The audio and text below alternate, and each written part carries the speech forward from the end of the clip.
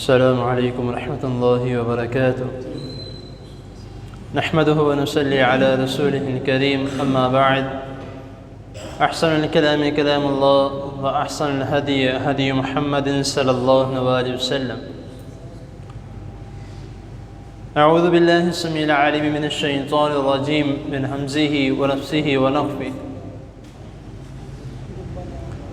وقل ربي أعوذ بك من همزات الشياطين وأعوذ بك ربي أن يحضرون.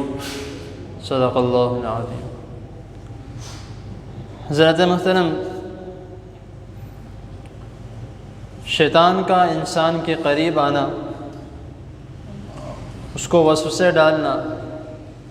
اس کو تنگ کرنا، یہ اس کا مشن ہے. اس مشن کو فیل کرنے کے لیے نبی کریم صلی اللہ علیہ وسلم نے ہمیں کئی طریقے بتائے ہیں. جب ایک شیطان کسی انسان پر حاوی ہوتا ہے تو اس کو کئی طرح کی مشکلات، نقصانات، پریشانیاں، ڈپریشن،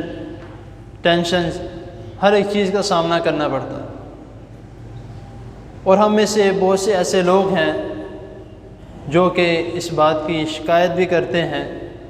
کہ ہم نے بہت کچھ کیا لیکن کچھ ہوا نہیں. معذرت کے ساتھ ہم کرتے بہت کچھ ہیں لیکن صحیح سنت کے مطابق نہیں کرتے. اگر ہم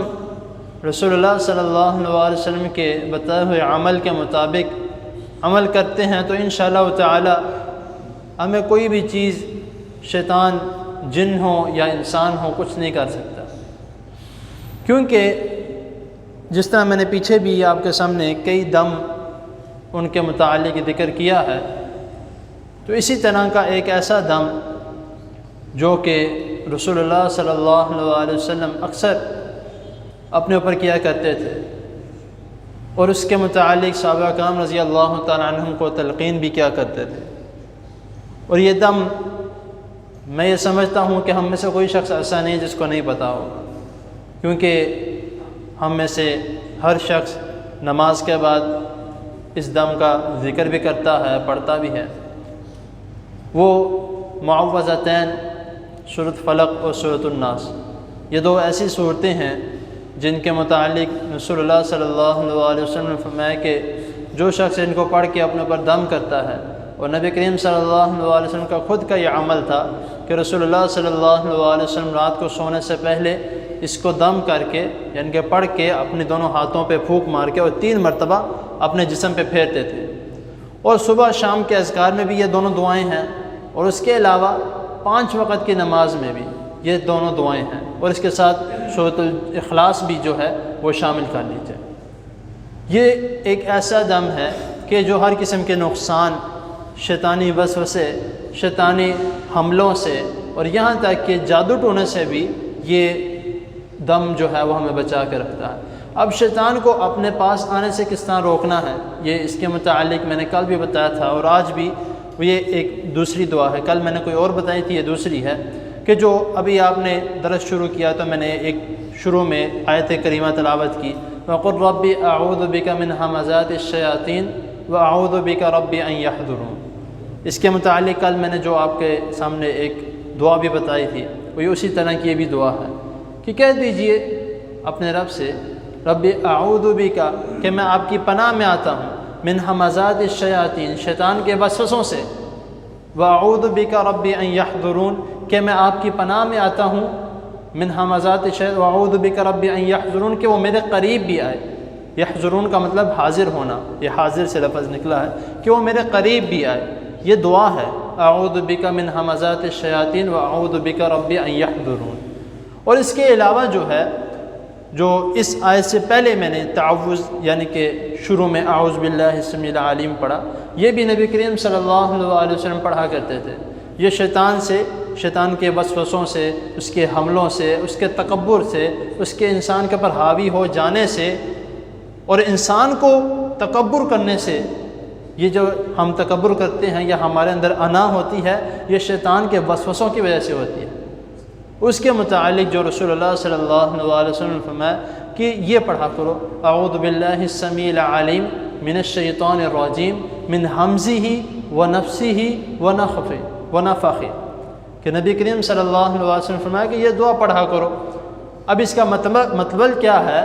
اعوذ باللہ السمیع العلیم من الشیطان الرجیم، کہ میں پناہ چاہتا ہوں، پناہ میں آتا ہوں کس کی؟ سمیع العلیم، جو خوب سننے والا اور خوب جاننے والا ہے، اپنے بندے کو خوب سننے والا اور خوب جاننے والا ہے شیطان مردود کے شر سے۔ اور اس کے آگے جو من حمزات من حمزی ہی، کہ اس کے وسوسے سے، اس کے ورغلانے سے، اس کا ہم پہ قابو آ جانے سے، اور من نفسی ہی، اس کے تکبر سے، کہ وہ انسان کو جب وسوسے میں ڈالتا ہے تو انسان ہر ایک کے سامنے اپنے آپ کو آکڑ لیتا ہے کہ میں بڑی چیز ہوں، میرے سامنے کوئی کچھ بھی نہیں ہے، اس کے تکبر سے، ونفخہ ہی، کہ اس کے وسوسے سے، اس کے تنگ کرنے سے،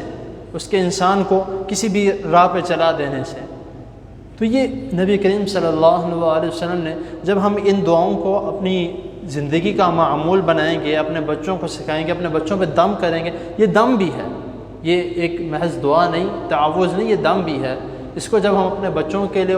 استعمال کریں گے، اپنے بچوں کو کہیں گے کہ اس کو پڑھو، اپنے اوپر دم کرو، ہم خود ان کے اوپر دم کریں گے، تو انشاءاللہ تعالیٰ ہمیں اپنے بچوں کی فکر کرنے کی ضرورت نہیں ہوگی، کیونکہ جب شیطان ان کے قریب ہی نہیں آنا تو پھر وہ نیکی کی راہ پہ انشاءاللہ تعالیٰ چلیں گے۔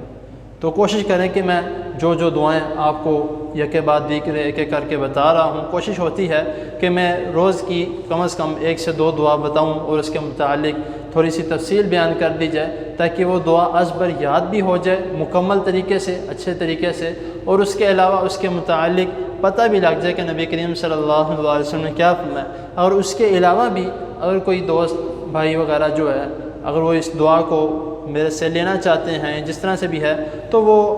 میری ویڈیوز بھی دیکھ لیں، کیونکہ اس کے نیچے ڈسکرپشن ہے، اس میں بھی میں یہ دعا الحمدللہ ڈال دیتا ہوں۔ اور اس کے علاوہ اگر کوئی ویسی میرے سے لینا چاہتا تو انشاءاللہ تعالیٰ اس کو لکھ بھی دوں گا، یا میں کوشش کروں گا کہ جو میرے دعائیں میں نے آپ کو بتلائی ہیں اس کا ایک پرنٹ آؤٹ جو ہے وہ نکال کے میں اپنے پاس رکھ لوں، جو مانگی جائے گا میں اس کو انشاءاللہ تعالیٰ دے دوں گا، تاکہ وہ اچھے طریقے سے اس کو یاد کر لیں۔ باقی اللہ تعالیٰ ہمیں شیطان کے حملوں سے، اس کے وسوسوں سے اور اس کے ہم پر غالب آ جانے سے اللہ تعالیٰ ہم سب کو محفوظ رکھے، اپنی پناہ میں رکھے، اور جتنی بھی دعائیں ہیں اللہ تعالیٰ ہمیں ان کو صبح شام پڑھنے کی توفیق عطا فرمائے۔ جزاکم اللہ خیر۔